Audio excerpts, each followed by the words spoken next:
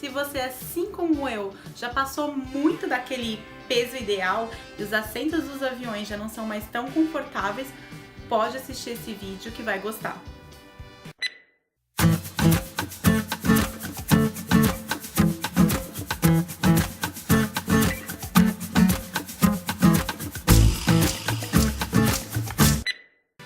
Não sei se vocês sabem, mas 53% da população do Brasil tem excesso de peso, de acordo com a pesquisa do Ministério da Saúde de 2016. Bom, eu sou esse percentual da população que tem excesso de peso. E nos últimos anos eu comecei a perceber que isso também tem atrapalhado na hora de viajar. A começar pelas companhias aéreas, né, que cada vez tem assentos mais estreitos, mas também em vários outros pontos da viagem o peso acaba atrapalhando um pouco. Não porque eu deixo de fazer coisas por conta do meu peso, mas porque o setor do turismo não está preparado para receber pessoas com excesso de peso. Só que um país como o Brasil, que mais de 50% da população tem excesso de peso, né, isso tem que mudar. Então, eu tenho falado bastante do tema, até participei de um debate com o tema gordofobia no turismo e vou dar algumas dicas agora de como vocês podem fazer para ir se virando até o setor do turismo começar a perceber que não tem toalha do nosso tamanho dos hotéis, que os assentos de avião, por mais que às vezes tenham um espaço bom entre as poltronas, eles não são mais largos e quem é mais gordo não fica bem acomodado e outras coisas que a gente acaba passando durante a viagem.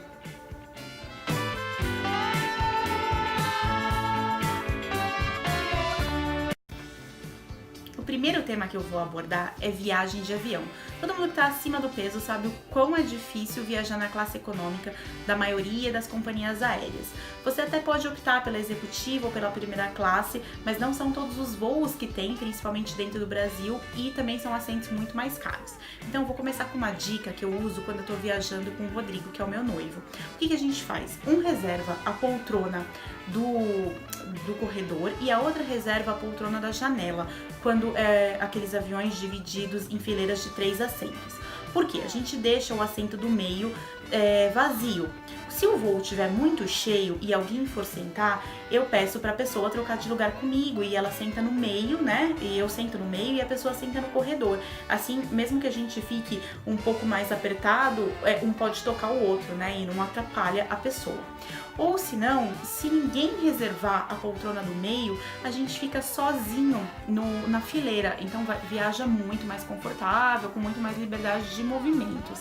E o que vocês têm que prestar atenção é que tem companhias aéreas que já cobram no mundo, né, que já cobram para você pagar assento, para você marcar o assento com antecedência. E se você não pagar para marcar o assento, o que vai acontecer? A companhia aérea vai escolher o seu assento por conta própria. Então as chances de você cair no assento do meio são enormes, né? Então tem que prestar bastante atenção nisso. Quando a gente viaja em aviões que a configuração é de uma fileira com 2 poltronas, a fileira do meio com 4 poltronas e outra fileira de 2 poltronas, a gente sempre marca a fileira com 2 poltronas, porque assim fica os dois juntos e a gente consegue se acomodar melhor e não atrapalha outros passageiros. E quando eu tô viajando sozinha, eu também gosto, nesse tipo de configuração de avião, ficar na fileira de 2 poltronas, porque pra mim também é mais confortável. E outra coisa, quando vocês chegam no avião e vão fechar o cinto, não sei se já aconteceu com vocês, mas se vocês forem fechar o cinto e o cinto não fechar, não precisam ficar com vergonha. Por quê? Porque tem um extensor do cinto. É só pedir para a comissária ou para o comissário que eles te dão. Isso é um artigo de segurança, então a companhia aérea tem que oferecer. Já teve gente que me perguntou aqui no YouTube se precisava comprar o extensor e levar. Não, gente, não precisa, tá? Porque a companhia aérea tem que fornecer e também não precisa ficar com vergonha, pode pedir. Eu só tive que pedir extensor uma vez na vida e funcionou super bem, eu coloquei o extensor e tive uma viagem segura. E uma coisa que me ajuda muito também, principalmente nas viagens longas, como a gente fica muito tempo sentado, a tendência é ficar com aquela dor nas pernas, formigamento e ficar cansado também, né? Corpo mais cansado. Então isso não não só para quem tá acima do peso, mas acho que para todas as pessoas, usar roupas que ajudem na circulação. Existem roupas especiais para isso, tem de várias marcas. Eu costumo usar da Invel, eu tenho blusa, tenho calça, tenho meia. Então elas ativam a essas peças ativam a circulação e principalmente para quem tá acima do peso é muito bom ativar a circulação numa viagem de avião, principalmente as longas. Então, se vocês usarem esse tipo de roupa, vocês vão chegar muito mais descansados no destino e com menos perturbações durante o voo.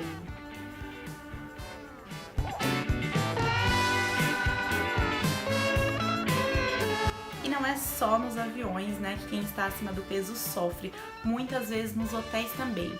E hotel eu acho ainda mais difícil, porque nos sites não tem muita informação que a gente precisa. Por exemplo, nunca aconteceu comigo, mas eu tenho amigos que já ficaram, tipo, sem conseguir entrar no box, né, pra tomar banho, porque era muito estreito, gente, e isso nenhum hotel informa no site, o tamanho, a largura do box. No máximo tem foto do banheiro, quase nunca tem foto de banheiro, né?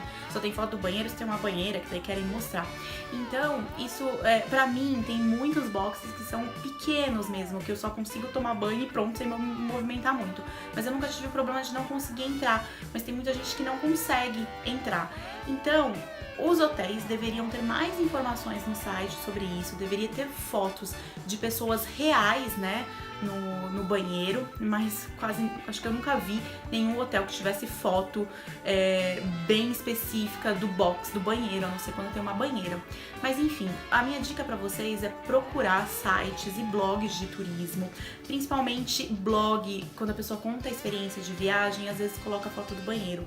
Eu coloco sempre fotos do banheiro no blog do Viajar é Simples, quando eu falo das minhas experiências em hotel, porque assim o leitor consegue, né, saber como é aquele banheiro, mesmo que eu não consigo, quando eu tô sozinha, tirar uma foto dentro do box, né, mas eu consigo tirar foto do box em si e dá pra pessoa ter noção do tamanho, né. Nos hotéis mais econômicos, a tendência é que o box seja menor, mas nos hotéis de categorias, né, mais luxuosas, geralmente os box são maiores, então também vocês têm que ver isso, talvez tenha que pagar um pouco mais, infelizmente, tá?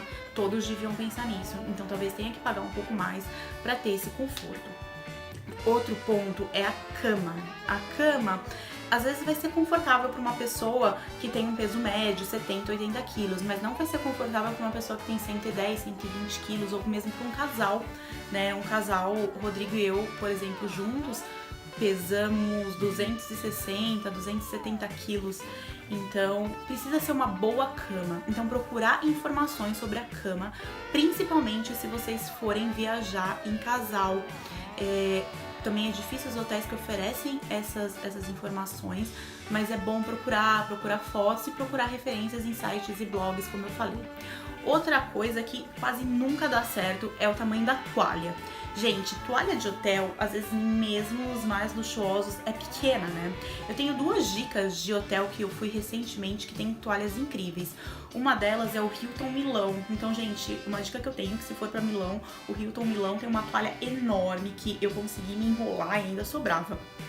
Outro hotel que pertinho de São Paulo, eu moro em São Paulo, é o Mavisa. O Mavisa é um resort all inclusive comida muito boa. E assim, os quartos são super espaçosos, box muito espaçosos e as toalhas também são bem grandes. Então, eu sempre coloco, né, no blog os hotéis que eu fico e se eles têm boas toalhas e tudo mais, mas também é outra informação que a gente não consegue achar em sites oficiais, que inclusive se você é dono de um hotel, se trabalha no hotel e estiver vendo esse vídeo, por favor, coloque esse tipo de informação.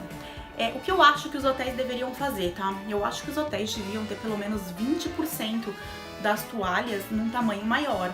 E quando vissem a necessidade, né, do hóspede usar uma toalha tamanho maior, nem perguntasse, já enviasse pro quarto do hóspede, ou mesmo que o hóspede tivesse que pedir na recepção, eles tivessem essas toalhas maiores para oferecer, porque às vezes realmente é muito caro pro hotel comprar toalhas muito grandes para 100% dos hóspedes, mas pelo menos ter um percentual de toalhas maiores. E o mesmo acontece com o roupão.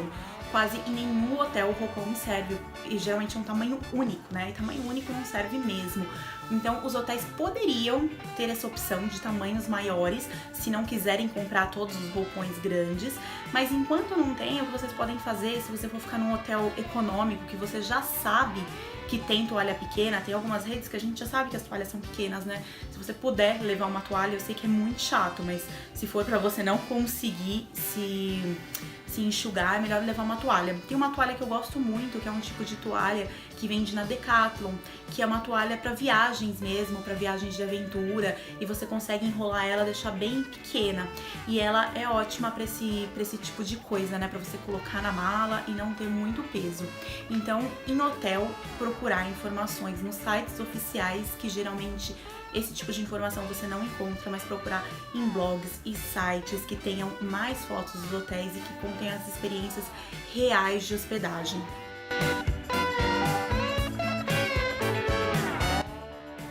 O último tema que eu vou abordar e dar algumas dicas é sobre viagens de aventura. Eu particularmente gosto de fazer algumas atividades de aventura quando estou viajando, e o Rodrigo, meu noivo, mais ainda que eu. Ele é mergulhador credenciado, adora esquiar, então são alguns pontos críticos nas nossas viagens, né? Por quê? Por exemplo, eu vou fazer uma tirolesa. Peso 108 quilos, às vezes estou um pouco mais gordinha, peso 110, enfim, mas estou geralmente com mais de 100 quilos. Tirolesa, a maioria é até 100 quilos ou até 110 quilos. Rodrigo nunca conseguiu fazer uma tirolesa comigo, porque já foi em lugares que a tirolesa podia até 2 toneladas, mas o cinto, né, tem uma espécie de cadeirinha que você coloca, como se fosse um cinto, não serviu nele. Então, alguns lugares até pode, tipo, 2 toneladas, mas eles não têm equipamento necessário para uma pessoa, né, com uma circunferência maior conseguir colocar esse equipamento. Então, o que vocês têm que fazer? Prestar atenção nos sites também. Esses sites de atividade de aventura geralmente colocam um peso máximo, 100, 110 quilos. O que pode acontecer é de você chegar lá com 100, 110 quilos, mas mesmo assim o equipamento não servir, e isso não tem no site. Então, pessoal que tem, né, que tem tirolesa, quem trabalha com isso, por favor, verifiquem seus equipamentos para comprar equipamentos maiores, porque acaba perdendo o cliente. Bom, então verificar nos sites. Outras atividades de aventura também, quase todas têm um peso máximo. Tem até a CN Tower em Toronto, tem uma atividade que você fica pendurado fora da torre, e se eu não me engano são 114 quilos só. O máximo é uma pessoa de 114 quilos. Então, se você pesar mais que isso, você também não vai conseguir fazer. Era uma atividade que o Rodrigo queria fazer e não pôde fazer porque ele pesa mais que isso. Roupa para esqui, roupa para mergulho, também é um ponto super crítico. O Rodrigo teve que comprar todos os seus equipamentos de mergulho, e quando ele viaja e porventura não está com a roupa de mergulho porque é pesada, e ele de uma hora para outra quer mergulhar, é muito difícil de encontrar roupa pro tamanho dele. A mesma coisa com esqui, gente. Se vocês vão fazer uma viagem de esqui, né, ou fazer snowboard, levem principalmente a sua calça. A jaqueta você às vezes consegue encontrar para comprar ou para alugar nas estações de esqui, mas a calça é muito difícil. Eu já não consigo encontrar às vezes, então quando eu vou fazer uma viagem de esqui, eu não deixo para alugar no local. Eu prefiro levar as minhas roupas. Eu sei que é pesado, às vezes a gente não tem muitos quilos para levar, mas é melhor levar. Mesmo que seja assim, por exemplo, Estados Unidos, Europa, tem dificuldade para encontrar, principalmente se for alugar. Se você for comprar, ainda encontra, mas se você for alugar, é mais difícil. Então, sempre preferir levar o seu equipamento, porque se você for esquiar na América do Sul, provavelmente você não vai encontrar roupas. O seu equipamento não, falei errado, né? Levar a sua roupa. Os equipamentos de esqui tem facilmente para alugar, bota, isso daí não tem problema. O problema mesmo diz respeito às roupas, então levem as roupas. Outras atividades, por exemplo, atividade de quadriciclo. Eu nunca consigo ir no mesmo quadriciclo que o Rodrigo. Aliás, já fui no mesmo quadriciclo que ele. Era um quadriciclo que não aguentava o nosso peso e a gente teve um acidente. Então prestem muita atenção nisso. Quando é um casal mais gordo, não vai no mesmo quadriciclo, né? Mesmo que deixem vocês irem no mesmo quadriciclo, não é adequado porque fica muito pesado. Então escolham os equipamentos corretos. Às vezes nem a empresa pensa nesse tipo de coisa, então vocês têm que pensar. O que eu penso muito também é quando eu tô em parque aquático. Parque aquático é outra coisa que tem um limite de peso nas atrações. Então, às vezes eu vejo algum toboáguas que dá pra ir duas pessoas juntas na mesma boia, né? Aqueles que você vai de boia. Só que duas pessoas juntas, eles colocam um máximo de 150 quilos. Rodrigo e eu não podemos ir junto, né? Então eu posso ir com o quê? Com uma criança, no máximo. Então, assim, às vezes, quando você tá lá em cima pra descer, a pessoa não percebe que você tem 100 quilos, que você tem 110 quilos. Então, não tem uma balança lá, né? Então você tem que ficar bem atento com esse tipo de coisa, porque você não vai querer sofrer um acidente por conta de 10 quilos, né? Então fica atento com isso sempre.